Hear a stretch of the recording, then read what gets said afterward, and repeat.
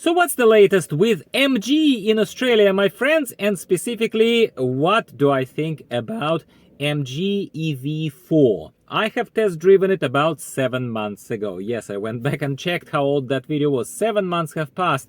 And in all honesty, that first initial impressions video was rather uneducated. I was very, nicely given that car for a little short test drive with no particular context, with no particular explanation. I took it for a spin. I made what I made out of it and shared my impressions, which were largely positive. Now, today I have visited a moved MG dealership. As you know, MG Ride has closed. Cherry has displaced them, for the lack of a better word, and now the closest one to me is in Artarmon. It's an Alto North Shore MG.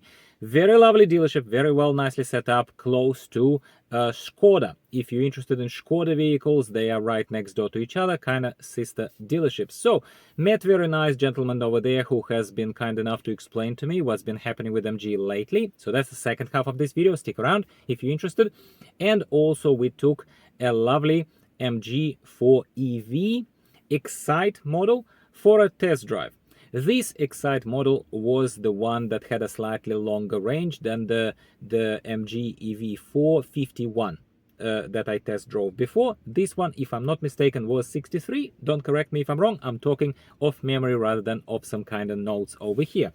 Now, one thing that you would remember if you're interested in MG EVs that I have covered in my review, basically cutting to the chase, it's a lovely, nice vehicle that is amazingly priced for an EV in Australia in 2024. However, one thing that bothered me straight away and made it uncomfortable, non-negotiably uncomfortable for me to even consider owning something like this, was the weird nausea. I felt this strange acceleration, deceleration, inertia, you name it. I don't know exactly what did it to my head and vestibular system generally, but it made me feel nauseous, like uncomfortably nauseous. And I know a lot of you said to me in the comments, oh, you will just get used to it, Dimitri. Well, duh, you can get used to everything. You can get used to having one leg. But why would you if you don't have to? Forgive the metaphor. Now, in this particular case, my lovely sales consultant here actually showed me some settings which I did not have a camera with me, action camera, which by the way is the situation that's going to change soon. I will have an action camera with me for future things, stay tuned.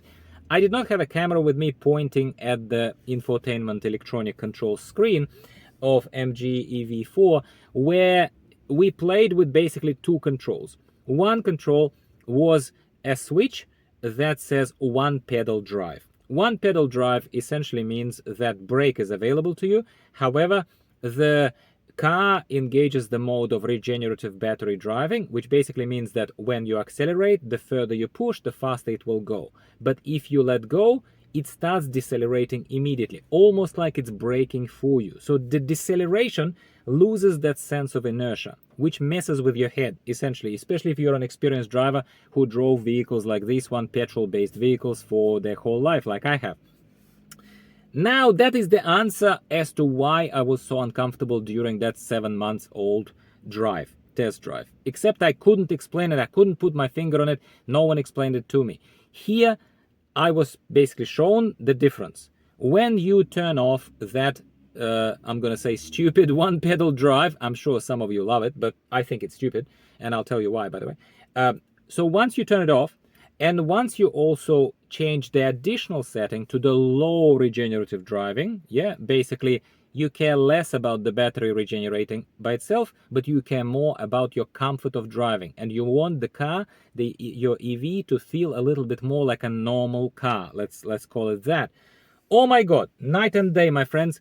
I so much enjoyed it. Like, I think you can tell that I'm quite excited, yeah. Even the lack of footage on the road and stuff, I have a lot of footage of MG dealership there and the vehicle from the outside. You know what MG EV4 looks like from the inside and stuff. Not much has changed there since the previous review, the one that I published already. Listen, very competitively priced. Entry price is under 40,000 Australian dollars, something like 39 something. Yeah, you can check with the dealership for yourselves. Very well built car. We have no data that would suggest otherwise. It's a nicely built car. Nothing is creaking. Hello, Cherry Mod 5. Everything is lovely, ergonomics is lovely. I still stand by. It was nice for me to even take the car for a test drive so that I validate my initial feelings when I test drove it in that uneducated way 7 months ago. I still thought that ergonomics was great. I still thought that this lovely, rather miniature, rather minuscule, dash and instruments display, only essentials on that display were right there front and center. I still like that.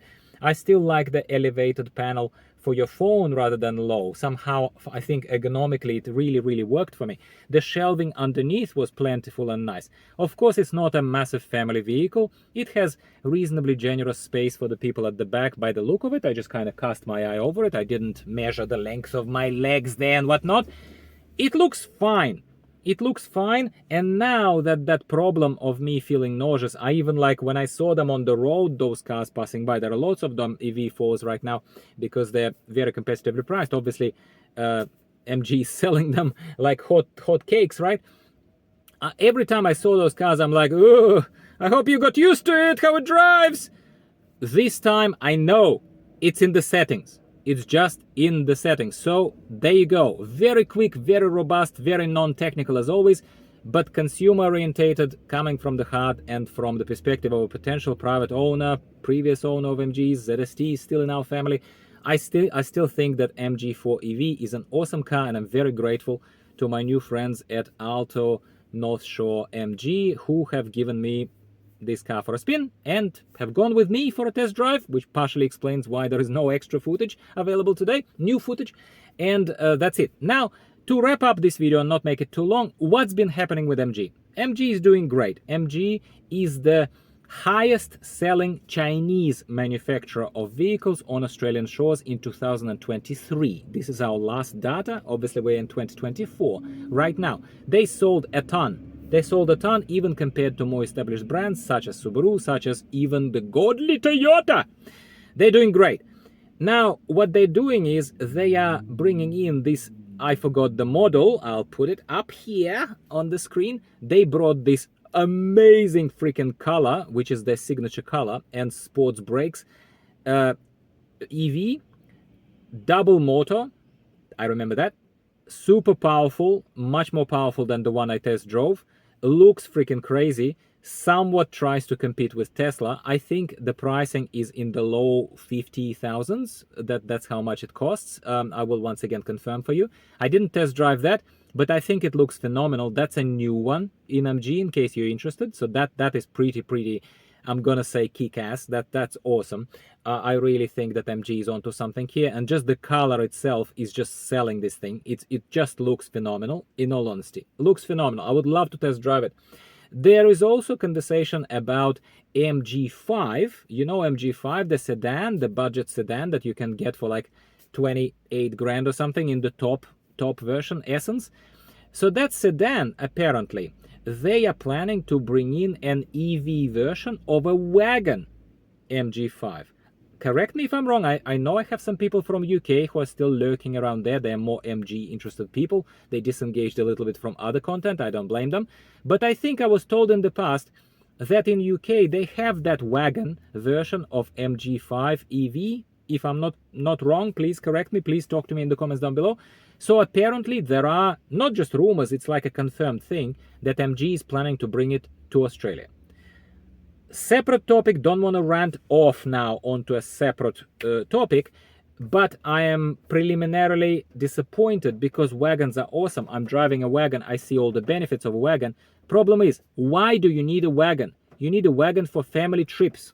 Where do you go for family trips? Not just to your grandma up the coast. You go to Queensland, you go far to the camping ground where you stay overnight. Now, if a wagon is an EV and you are not in Europe but in the wilderness of Australia, where are you going to recharge it? So I think MG is missing the trick here. This is obviously off the conversation. It's an educated person's information that I'm conveying to you here. But I think that MG might be missing a trick here and they are onto something good, but it's not going to be useful for the purpose that I would buy a car like this for, which is frustrating, but that's a new thing. Another final new thing that was sort of hinted, sort of mentioned very quickly, is that MG HS plug-in hybrid is getting a facial lift. in the second half towards the end of 2024. I'd be curious to see what it's like. I even spoke to my man there at the dealership and was asking, hey, I'm interested to see what changed about MGHS, let's say, to see and revisit those topics. Please understand that I see your comments, my MG drivers who ask me, so Dmitry, you spoke about the cars that were made in 2021. What about now? Have they changed? Have they improved? Blah, blah, blah, blah, blah. I'm on it. I wanted to do it. That was part of the reason of my visit today.